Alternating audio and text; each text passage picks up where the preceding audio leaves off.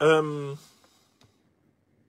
Marine Le Pen était poursuivie depuis quelque temps pour un détournement de 4 millions d'euros environ dans une affaire de traitement des assistants parlementaires de l'ancien Front National devenu Rassemblement National, notamment auprès du Parlement européen. Les fautes qui ont été commises sont incontestables. Du point de vue du droit français, elle n'avait pas le droit de payer autant d'argent à des gens qui ne faisaient aucun travail. La condamnation qui a été faite par les juges est basée sur la loi. Aucun fait n'a été remis en cause. J'ai suivi l'affaire. La défense de Marine Le Pen n'a pas dit que Marine Le Pen n'a pas détourné l'argent public. Mais la défense a dit que ce détournement ne lui a pas profité à elle. Ça a profité à ses attachés parlementaires. Hein? Ça ne lui a pas profité à elle. Elle n'a pas fait d'enrichissement personnel. Voilà l'axe de la défense. Mais peu importe. Les juges l'ont condamné. Avec exécution immédiate. 7 ans de prison ferme. Et 5 années d'inéligibilité. Ce qui veut dire que l'élection présidentielle qui a lieu en 2027, elle n'est pas dedans. Madame Marine Le Pen et ses avocats ont fait appel de cette décision. Mais qu'est-ce que nous observons? D'abord, pourquoi les juges ont-ils pris cette décision? Du point de vue du régime Macron, c'est l'indépendance de la justice qui a opéré. Monsieur Macron se tient à bonne distance de cette affaire. Il s'en lave les mains et dit « Je ne veux pas me mêler des affaires de justice ». Ça, c'est la posture de Macron. D'accord? Or, moi-même, dans les affaires qui m'opposent ici au régime Macron, j'ai eu l'occasion de vérifier que M. Macron, son régime se mêle énormément de la justice et manipule la justice. Par exemple, dans une affaire qui a été montée de toutes pièces ici contre moi, la procureure du tribunal de Rouen, Mme Corinne Gérard, avait déclaré, classé sans suite, une accusation formulée contre moi. Lorsque les Africains du monde entier se sont cotisés pour m'apporter de l'aide, après que j'ai été privé de 3 mois de salaire par M. Macron, les Africains se sont cotisés pour m'apporter de l'aide. J'ai récupéré cette aide-là.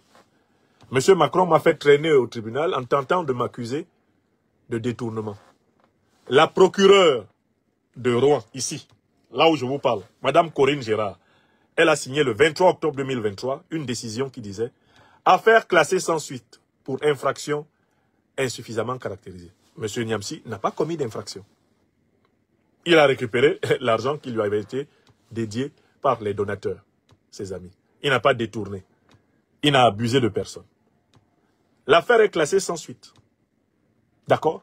Le 23 octobre 2023, j'ai le document de classement sans suite. Et la loi française, la procédure pénale française dit que quand un procureur classe une affaire sans suite, plus personne ne peut la relancer. Mais pourtant, le 28 mai 2024, sous injonction de Macron, une personne de rang inférieur à Madame la procureure Corinne Gérard, une certaine Aliénor Darigo, substitut du procureur, le 28 mai 2024, elle réouvre le dossier et recommence à me poursuivre pour l'affaire qui a été classée sans suite. Elle travaille pour le compte du ministère de la Justice, le ministère de tutelle, c'est-à-dire, en fait, c'est le gouvernement, c'est Macron, c'est la cellule africaine de l'Élysée qui a instruit Mme Darigo de me poursuivre. Puisque Macron n'était pas content que Mme la procureure Corinne Gérard, sur la base du droit, ait dit que non. M. Niamsi n'a rien fait. Donc moi, j'ai la preuve que M. Macron se mêle des affaires de justice. D'accord? J'ai la preuve sur moi. Quand il fait comme s'il ne s'est pas mêlé, il n'a rien à voir avec l'affaire de Mme Le Pen, moi, je ne le crois pas, sur la base de mon expérience personnelle.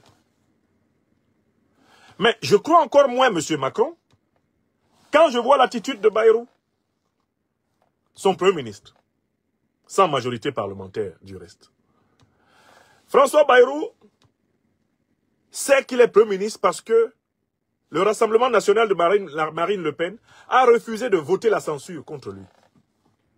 Si le Rassemblement national de Marine Le Pen avait voté la censure, en additionnant avec la censure de LFI, de Jean-Luc Mélenchon, Bayrou serait déjà tombé. Et Macron aurait été contraint cette fois-ci déjà à la démission de la présidence de la République française. Le gouvernement Bayrou que vous voyez là a été sauvé par Marine Le Pen. Et quand Marine Le Pen sauvait ce gouvernement, c'était sous-entendu que Macron, indirectement, va influencer les juges pour qu'ils ne l'empêchent pas d'être candidate en 2027. Est-ce que vous comprenez? Quand Marine Le Pen et le Rassemblement national ont sauvé le gouvernement Bayrou de la censure de la gauche, le LFI, c'était en réalité implicitement parce que Marine Le Pen espérait de Macron, qui est président en exercice, qui a le ministère de la Justice, que celui-ci influença la justice de telle façon que dans l'affaire des parlementaires de l'Union européenne, elles ne sont pas condamnées. Voilà le business. Or, que fait Macron? Ben, il lâche Marine Le Pen, elle se fait condamner, bim, et il envoie Bayrou, son premier ministre, dire un message de solidarité à Marine Le Pen. Donc, en fait, il te mord et il souffle dans ta plaie. Vous voyez comment le Macron est fort? Non, non, la politique a atteint les summums de l'hypocrisie dans ce pays. Les juges frappent Marine Le Pen. 7 ans de prison ferme. 5 ans d'exclusion de toute élection, d'inéligibilité. D'accord? Macron fait le mort. Il dit, ah non, je respecte l'indépendance de la justice. Il envoie Bayrou. Il dit, Bayrou va lui dire que, ah, vraiment, Yako, ça fait mal, c'est douloureux. Vraiment, nous-mêmes, on a mal. On trouve que c'est un peu injuste.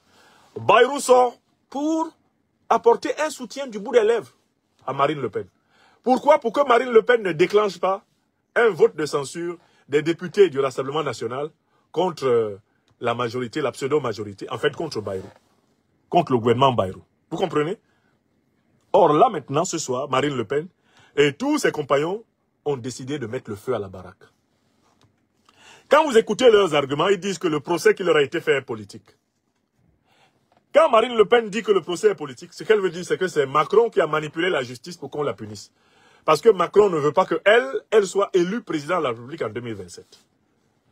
Donc, comme le procès là est politique, ça veut dire que Macron n'a pas respecté sa part du deal. Par conséquent, là maintenant, ah non, le Rassemblement national va voter la censure contre le gouvernement Bayrou. Vous avez compris? Dès lors que Marine Le Pen s'est mise à menacer comme ça, elle a tempêté, elle est allée sur LCI, elle a tempêté, BFM, tempêté, CNews, tempêté, elle est allée sur RFI. Vous savez ce qu'ils font? Voilà Gérard Darmanin, qui est actuellement soi-disant donc ministre de la Justice. Oh, vraiment, la France souffre. Darmanin sort pour dire que lui, il est pour que l'affaire de Marine Le Pen soit jugée en appel rapidement et qu'une décision soit prise avant l'élection présidentielle. C'est-à-dire qu'il vient directement donner la garantie qu'ils vont s'organiser pour que l'appel de Marine Le Pen soit arbitré en sa faveur. C'est-à-dire, implicitement, on lui promet, on va enlever l'inéligibilité. Tu seras éligible. On va même baisser la condamnation à une peine symbolique. Hein?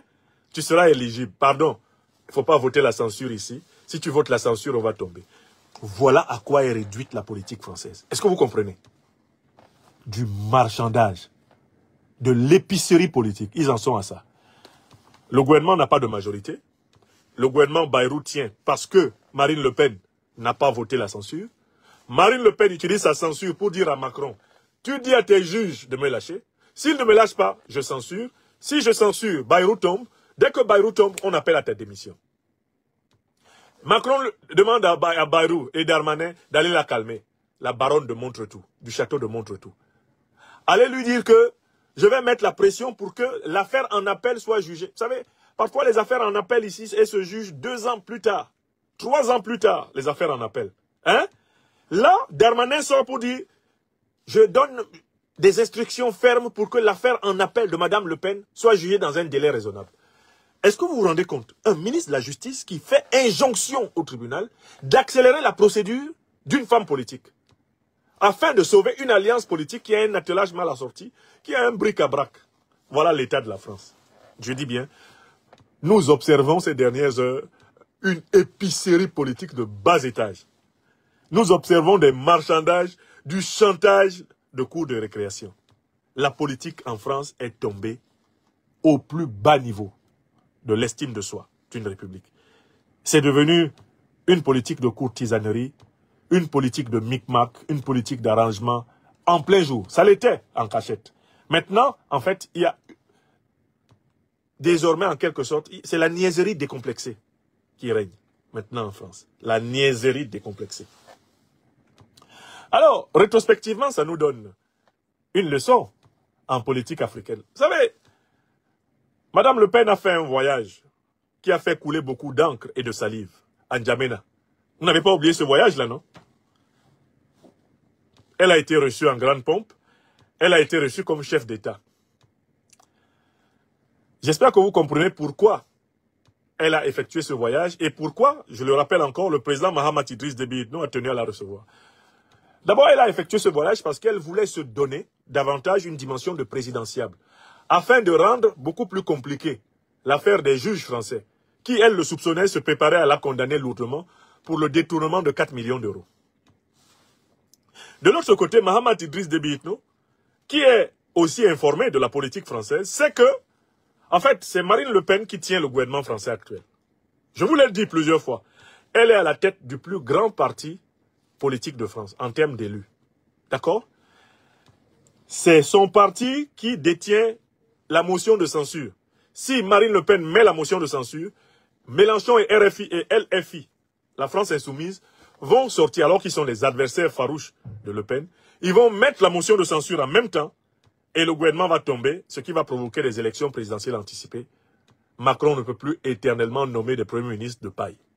Vous comprenez? Mahamat Idriss Déby Itno, le président maréchal du Tchad, a fait l'analyse que, quoi qu'il arrive à cette femme, elle va peser sur la vie politique française dans les 3 prochaines années. Comment Marine Le Pen va-t-elle peser sur la vie politique française? Elle peut faire tomber Bayrou, donc elle peut faire tomber Macron. 2, son parti politique est celui qui est aujourd'hui en tête des partis politiques, pris individuellement. Ne prenons pas les coalitions. Le Rassemblement national est le premier parti politique. 3, même si la justice maintient les condamnations qu'elle mérite, parce qu'elle les mérite amplement, ces condamnations, même si la justice les maintient, Marine Le Pen serait prête à mener une campagne en faveur, eh bien, de Bardella. Ah ben, si le président Macron a pu être président de ce pays, pourquoi Bardella ne pourrait pas? Hein? La France, maintenant, ben, c'est la cité qui peut avoir n'importe quel prince à sa tête, non? Mieux, je vous dis, comme ça, par intuition, que Marine Le Pen, si elle ne peut pas être candidate, moi, je ne la vois même pas simplement susciter Bardella. Contrairement aux apparences, je vais vous donner le nom du candidat que Marine Le Pen va susciter. C'est même une candidate qui a sauvé la tête de sa tante contre Zemmour. Vous connaissez la femme qui a fait ça? Est-ce que vous connaissez la femme politique? Elle est très jeune, qui a sacrifié Zemmour pour aider sa tante, Marine Le Pen. Vous savez comment elle s'appelle? C'est pas le petit Bardella, là. Les Le Pen ne vont pas lui faire la passe. C'est une affaire de famille au château de Montretout. Si Marine Le Pen ne peut pas être candidate, je vous le dis, sans risque de me tromper, elle va promouvoir la candidature de Marion Maréchal Le Pen, sa nièce, pour être sûr qu'elle contrôle la situation. Elle va envoyer sa nièce. Vous avez vu comment sa nièce a liquidé Zemmour, non? Pour sauver la tante. Le lien du sang est très fort chez les Le Pen. Pour moi, au cas où Marine Le Pen est empêchée par sa condamnation d'être candidate en 2027, la probable candidate du Rassemblement national, c'est Marion Maréchal Le Pen. Sa tante va l'appeler et lui dire, vas-y devant, va prendre les choses. J'ai pris entre les mains de papa, je te donne. Il faut que ça reste entre les mains d'une Le Pen. C'est clair? Bon. Bardella est un faire-valoir. Bardella, c'est un affichoir. Hein? Bardella lui-même sait que franchement, il n'a pas le niveau. Même pour diriger le Rassemblement national, Bardella n'a pas le niveau. Mais comme en France maintenant, ben, on a pu avoir Emmanuel Macron comme président sans qu'il ait eu une expérience politique véritable, c'est-à-dire expérience de direction d'un parti, d'appartenance à une famille politique sur le long terme, expérience d'élu. Il n'a rien eu. Donc ici en France maintenant, les Bardella, ils y pensent même en se rasant. Même en ne se rasant pas. Hein? Mais honnêtement, je prévois que Bardella va être doublé. Si Marine Le Pen n'est pas candidate, la candidate probable du Rassemblement national, c'est la nièce Le Pen. Bon. Maintenant, je reviens à Marine Le Pen elle-même pour conclure mon raisonnement. Je vous dis souvent mes choses comme ça très tôt, non? On est quand là? Le 2 avril. Hein? On est le 2 avril. Je vous dis, la candidate, si c'est pas Marine, c'est Marion. C'est pas Bardella. Bardella, c'est le garçon de surface. Hein? C'est le technicien de surface des Le Pen. Il est chargé de nettoyer. Il est chargé de nettoyer le passage pour que les Le Pen passent. Bon. Maintenant, je viens sur Madame Le Pen pour l'amener à réfléchir à ce qui lui arrive.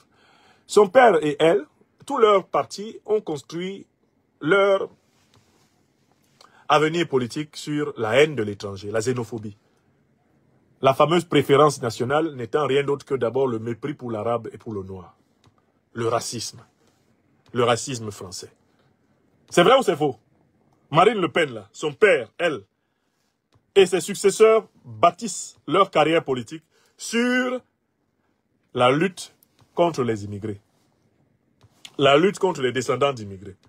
Le harcèlement sur les Français d'origine africaine, les Français d'origine maghrébine, asiatique et consorts. Voilà leur fonds de commerce. Chaque fois que quelque chose ne va pas bien en France, on accuse un arabe, on accuse un noir. Quand ça ne va pas, on peut accuser un chinois. Hein? On se débrouille. Maintenant, on peut accuser un Syrien. On peut accuser un Afghan. Ça va. Si ça ne va pas, on accuse les Manouches. On accuse les Tchiganes, les gens du voyage. Là, ça va. Hein? C'est la faute à l'immigré. Ça, c'est le programme politique du Front National. C'est la faute à l'immigré. Bon. Or, nous sommes à quelle époque? Nous sommes à une époque symbolique sur la planète Terre qui est celle du rééquilibrage des rapports de force. On l'appelle en langage symbolique l'ère du Verseau. Vous êtes au courant de ça?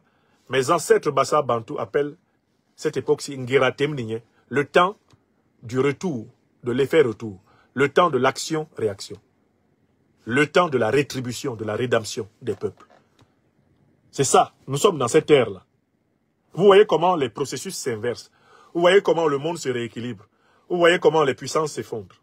Nous sommes dans ce temps. Mais ce qui arrive à Marine Le Pen là, mais c'est la conséquence de toute la haine qu'ils ont accumulée contre les peuples du Sud. Voilà madame qui vient maintenant chercher le soutien du président du Tchad. Mais écoutez, vous avez rempli les centres de rétention et d'expulsion du territoire français de Noirs. Et vous venez chercher le soutien du président du Tchad pour faire une carrière politique en France. Vous ne voyez pas que c'est la justice cosmique qui vous punit? Si un dirigeant français en est à venir chercher le soutien du président tchadien pour se donner une allure de présidentiable et se protéger de la justice française, n'est-ce pas le signe que l'Afrique est en train de reprendre sa position de puissance supérieure à la France? Moi, j'ai fait cette analyse-là, j'entendais des gens crier « Waouh, waouh, waouh ». Mahamat Idriss Déby Itno, à travers le rôle qu'il a joué dans la valorisation de Madame Le Pen, a affirmé que l'Afrique désormais va crânement influencer la politique des puissances occidentales. Les dirigeants africains ne vont plus se cacher comme les bongos se cachaient la nuit. Non, ils vont faire ça au grand jour. C'est ce que Mahamat a fait. Il a analysé la situation politique française. Il a dit, on monte, on descend. Marine Le Pen va peser sur la France. Même si elle n'est pas présidente de la République, hein, c'est elle qui va faire le président en 2027. Écrivez ça. La dame que vous avez vue là, la dame au menton pointu là, et au visage carré nerveux là, c'est elle qui va faire le président de la République française de 2027. Si ce n'est pas elle, c'est elle qui va faire celle ou celui qui le sera. Donc Mahamat Idriss Déby Itno s'est assis à Amdjaras, il a calculé. Il a vu. Et au lieu de se cacher, de recevoir, non, il a dit, viens publiquement. Que je te donne ma bénédiction. Bonne chance. Va prendre le pouvoir en France. Je suis assis ici. Et c'est l'une des raisons qui ont conduit à la sévérité des juges envers Marine Le Pen. Parce que quand elle est allée au Tchad, le côté pervers de l'affaire, c'est qu'elle a énervé et Macron et les juges qui ont dit, mais elle se croit déjà présidente. Elle croit vraiment qu'elle va s'en sortir comme ça. Elle croit que ça va être facile. Mais c'est un parcours du combattant hein, pour arriver sur le fauteuil de l'Élysée. Mais on va la griffer, la baronne de Montretout. Ils lui ont mis un coup de patte. Mais je voudrais l'amener à constater, Marine Le Pen et les gens du Rassemblement national, tous les haineux là, qui, je ne sais pour quel motif, se croient supérieurs aux citoyens français d'origine africaine, d'origine maghrébine, d'origine asiatique. Vous tous là, qui avez cette opinion, sachez que vous allez payer cela d'une dégringolade ici en France. La loi d'action-réaction est à l'œuvre. Tous ceux qui ont du mépris pour les innocents, pour les peuples victimes de la planète, tous ceux-là vont connaître la décrépitude. Je dis bien la décrépitude. Et c'est ce à quoi nous assistons. Excusez-moi, je branche un peu. C'est ce à quoi nous assistons actuellement. Vous comprenez? C'est ce à quoi nous assistons actuellement. Marine Le Pen paye pour toute la haine que son père, elle et leur parti ont répandue contre les immigrés. Et il faut qu'elle sache que ce n'est pas fini. Karma is a bitch. Voilà pourquoi, tout en comprenant qu'elle soit victime du complot de ses adversaires politiques en France, qui manipulent la justice pour empêcher qu'elle accède à la présidence de la République, mais je ne ressens aucune compassion pour elle. Parce qu'elle n'a aucune pitié pour les Africains. Le Rassemblement national est un parti qui a un mépris profond pour les Africains. Et qui croit faire son malin en venant tirer son épingle du jeu africain uniquement pour conforter son pouvoir. D'où je conclus. Aucun pays africain, même le Tchad du président Mahamat Idriss Déby Itno, ne doit compter sur le Rassemblement national ou sur n'importe quel parti politique français pour son avenir politique. Alors, les pays africains peuvent en effet influencer comme ils peuvent la scène politique internationale en fonction de leurs intérêts vitaux. C'est leur droit. C'est ce qu'on appelle la géopolitique, la géostratégie, la diplomatie. C'est leur droit.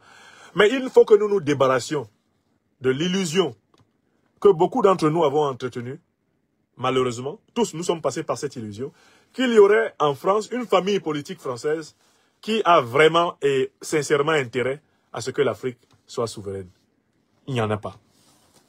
Il n'y en a pas à gauche. Moi, j'ai appartenu tout le temps que je vis en France maintenant depuis plus de 20 ans.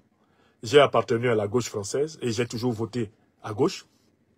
Mais je sais, pour avoir été 10 années au Parti socialiste et avoir connu l'essentiel de l'establishment de la gauche française actuelle, qu'il n'y a personne de sérieux qui soit un homme ou une femme de pouvoir et qui veuille d'une Afrique souveraine.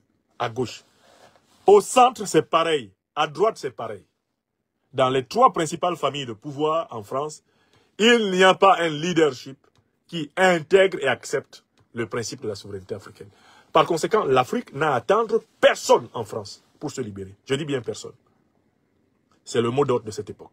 C'est ce que je voulais dire. Donc, le sort de Mme Le Pen, le sort de M. Mélenchon, c'est tant mieux, c'est ici en France. Mais nous, en Afrique, on ne compte pas sur eux. C'est terminé. L'Afrique est en marche, dans sa logique endogène. L'Afrique doit assumer avec audace les changements nécessaires à son émancipation. Veuillez tout simplement vous abonner et activer la cloche de notification pour ne rien rater. Retrouvez KDV Africa sur YouTube, Facebook, TikTok.